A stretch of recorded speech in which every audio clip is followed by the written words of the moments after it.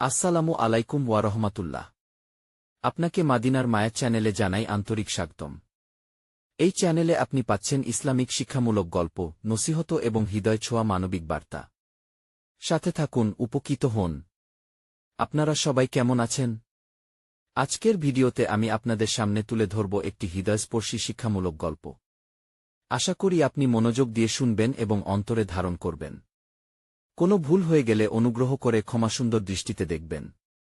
আর এখনই চ্যানেলটি সাবস্ক্রাইব করে রাখুন, যাতে ইসলামের আরও সুন্দর ও উপকারী ভিডিও আপনার কাছে সহজেই পৌঁছে যায়। গল্পের শুরু। রায়হান একজন তরুণ ছেলে। ছোটবেলা থেকেই তার মা একটি কথাই বলতেন, বাবা, নামাজটা পড়ো। নামাজ না পড়লে জীবনে বরকত আসে না ঘি। কিন্তু রায়হান হেসে বলত, আম্মু, আল্লাহ তো গফুরুর রাহিম। সময় হলে পরে নেব। নামাজ, ওটা তার অগ্রাধিকারে ছিল না।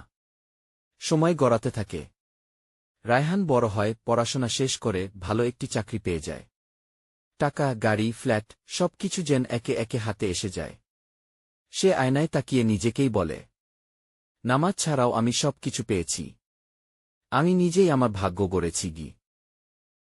কিন্তু জীবন তো কখনো একরকম থাকে না। একদিন অফিস থেকে ফেরার পথে ঘটে যায় এক ভয়ঙ্কর দুর্ঘটনা।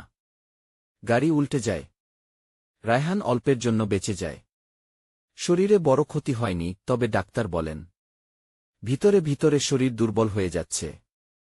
সাবধানে থাকতে হবে গি। সেই দিন রায়হান প্রথমবারের মতো থমকে দাঁড়ায়।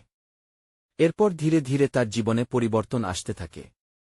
স্ত্রীর সঙ্গে প্রতিদিন ঝগড়া। সন্তানরা ভয়ে চুপ থাকে।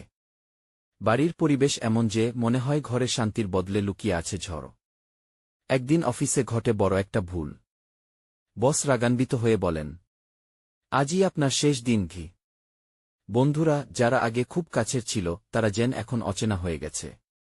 রায়হান যখন সাহায্য চায়, কেউ পাশে দাঁড়ায় না। সে একা হয়ে পড়ে। এক রাতে চুপচাপ বসে কাঁদতে থাকে। চারপাশে শুধু নীরবতা।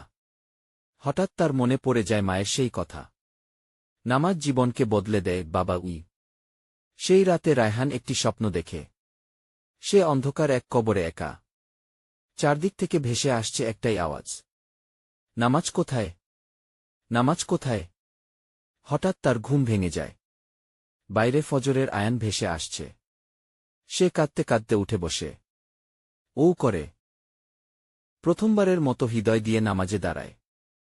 তার ঠোঁট কাঁপে, চোখ বেয়ে জল পড়ে।